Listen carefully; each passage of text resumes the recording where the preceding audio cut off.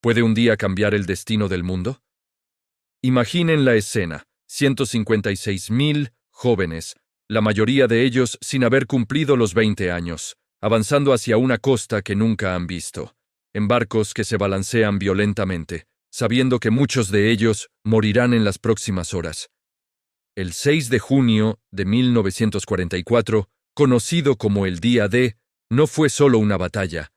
Fue la operación anfibia más grande de la historia, un colosal juego de ajedrez donde cada movimiento estaba calculado al milímetro, pero donde el azar y el coraje individual tendrían la última palabra. Lo que ocurrió en esas playas de Normandía no solo decidió el resultado de la Segunda Guerra Mundial, sino que definió el orden mundial para el resto del siglo XX.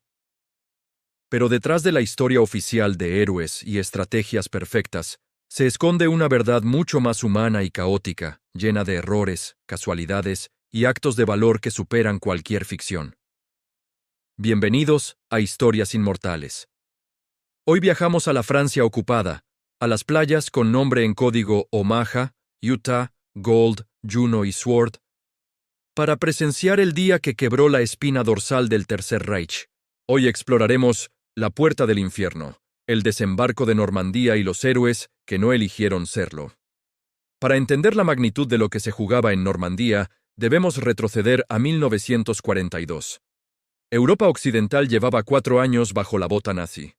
Stalin presionaba a sus aliados para abrir un segundo frente que aliviara la presión sobre la Unión Soviética. La Operación Overlord, el nombre en clave de la invasión, fue la respuesta. Durante 2 años, los mejores estrategas aliados, liderados por el general estadounidense Dwight D. Eisenhower, planificaron cada detalle. El desafío era monumental. Tenían que mover un ejército a través del Canal de la Mancha, la zona marítima más vigilada y minada de Europa, y establecer una cabeza de playa contra el temido muro del Atlántico que Hitler había ordenado construir. El hombre elegido para comandar las fuerzas terrestres era el general Bernard Montgomery. Metódico, confiado hasta la arrogancia, Montgomery era la antítesis de su homólogo alemán, el mariscal de campo Erwin Rommel, el zorro del desierto. Rommel, que había sido asignado a la defensa de las costas francesas, había fortalecido las playas con obstáculos de acero, minas, nidos de ametralladoras y artillería pesada. Sabía que la guerra se decidiría en las playas. La primera 24 horas de la invasión serán decisivas, escribió. Para los aliados, como para Alemania, será el día más largo. Mientras los generales planificaban, un joven soldado estadounidense llamado John Barnes, de 19 años, de un pequeño pueblo de Ohio, se preparaba para lo desconocido. John llevaba en su mochila una foto de su novia, Mary, y una edición de bolsillo de Las uvas de la ira, de Steinbeck. Antes de embarcar, como muchos de sus compañeros, escribió una carta a sus padres que solo debían abrir si no regresaba. En ella decía: «No estén tristes, estoy orgulloso de luchar por la libertad». Del otro lado del canal, un soldado alemán de 17 años, Klaus Richter, que soñaba con ser músico y tocaba el violín en su tiempo libre, vigilaba desde un búnker en la playa de Omaha. Ninguno de los dos sabía que sus destinos estaban a punto de colisionar. El plan aliado era audaz y complejo. Paracaidistas de la 82 y 101 aerotransportada estadounidense, así como de la 6 aerotransportada británica, saltarían detrás de las líneas enemigas para tomar puentes y carreteras cruciales. Al amanecer, 5 divisiones de infantería desembarcarían en las playas. Mientras tanto, la resistencia francesa sabotearía líneas de comunicación y vías férreas. Todo dependía del factor sorpresa y del clima. Y entonces, la naturaleza casi lo arruina todo. El clima en el Canal de la Mancha era pésimo para principios de junio. Eisenhower se enfrentó a la decisión más difícil de su vida: postergar la invasión con el riesgo de que los alemanes descubrieran los planes, o arriesgarse con un clima adverso. Su jefe meteorólogo, el capitán James Stagg, le dio una ventana de oportunidad de 36 horas. Con el rostro serio, Eisenhower pronunció las palabras que cambiarían la historia. «Ok, vamos». La noche del 5 de junio, La armada más grande jamás reunida, casi 7.000 barcos, comenzó a cruzar el canal. En los lanchones de desembarco, los soldados, cargados con hasta 40 kilos de equipo, vomitaban por el mareo y el miedo. El teniente coronel Brian McCall, al mando de una unidad en la playa de Sword, recordaría después: recé para que mi mano no temblara cuando diera la señal de avanzar. Todos teníamos miedo, pero nadie lo admitía. El amanecer del 6 de junio reveló la costa francesa. Pero algo había salido terriblemente mal en la playa de Omaha.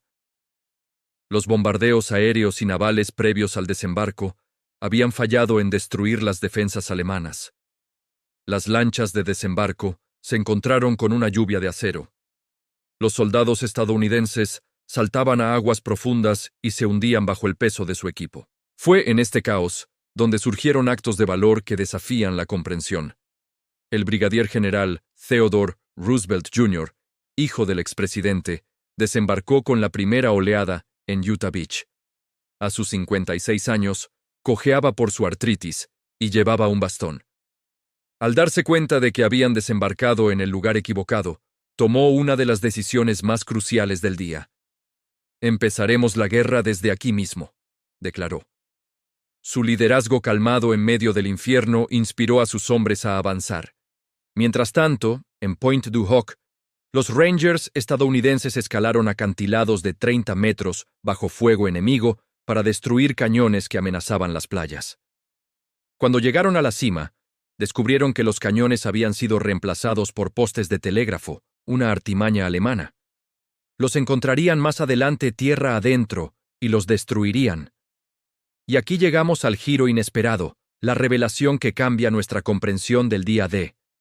El verdadero factor decisivo en el éxito de Normandía no fueron solo los generales o la estrategia, sino una serie de engaños brillantes y operaciones de inteligencia que convencieron a Hitler de que el desembarco principal ocurriría en Calais a 250 kilómetros de distancia.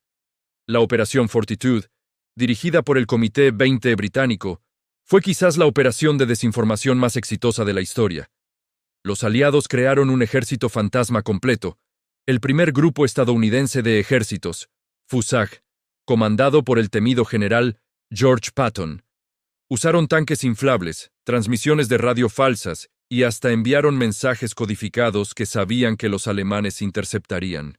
El engaño fue tan convincente que incluso después del desembarco en Normandía, Hitler permaneció convencido durante semanas de que era una distracción y que el ataque principal vendría en Calais, negándose a enviar refuerzos decisivos a Normandía.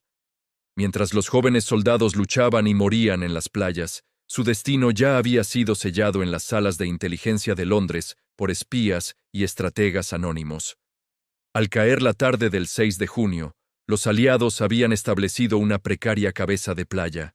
El costo había sido terrible. Aproximadamente 4.400 muertos confirmados en un solo día, la mayoría en Omaha. Pero el muro del Atlántico había sido violado. Lo que siguió fueron semanas de feroces combates en el bocage normando, campos rodeados de setos espesos que eran perfectos para emboscadas, antes de que los aliados pudieran romper definitivamente hacia el interior de Francia. El soldado John Barnes sobrevivió a Omaha, aunque resultó herido. Su carta a sus padres nunca fue abierta. Klaus Richter, el joven alemán, fue capturado y enviado a un campo de prisioneros en Estados Unidos, donde sobrevivió a la guerra. Sus historias personales, como las de miles de otros, se perdieron en la inmensidad de la historia, pero fueron el verdadero motor del día que cambió el mundo. El desembarco de Normandía nos deja una pregunta profunda que resuena 8 décadas después. En nuestra era de guerras tecnológicas y drones, ¿dónde queda espacio para el coraje individual? ¿Podría ocurrir hoy un día como el día D, donde el destino de la civilización dependa del valor de jóvenes comunes enfrentándose directamente al peligro? Y más importante aún, en un mundo donde la memoria se desvanece, ¿qué estamos dispuestos a sacrificar hoy por los ideales por los que aquellos jóvenes dieron sus vidas? Si este viaje a las playas de Normandía y a las vidas de quienes lucharon allí les ha conmovido y hecho reflexionar sobre el precio de la libertad, Les invito a que se suscriban a Historias Inmortales.